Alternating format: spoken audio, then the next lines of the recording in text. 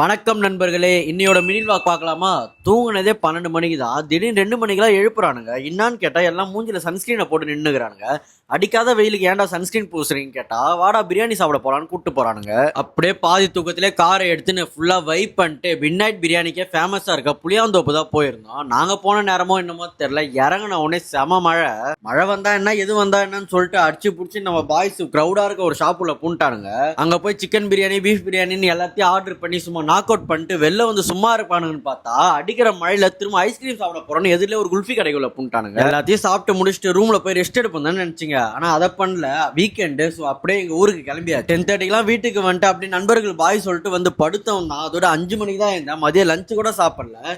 Evening எழுந்த உடனே அம்மா ஒரு கேரட் ஜூஸும் ஆனியன் பகோடாவும் கொடுத்தாங்க. அதை சாப்பிட்டு ப்ரொமோஷனல் ஷூட் இருந்துச்சு, ஸோ அது கிளம்பிட்டேன். ஷூட்டை முடிச்சுட்டு வரவே நைட் ஆயிடுச்சு. அப்படியே பீச்சுக்கு போயிட்டு கொஞ்ச நேரம் காற்றை வாங்கிட்டு வீட்டுக்கு வந்து நல்ல சாப்பாடு சாப்பிடலான்னு பார்த்தா எங்க அம்மா மதியம் சாப்பிடல, அதே சாப்பாடை வச்சுக்கிறேன்னாங்க.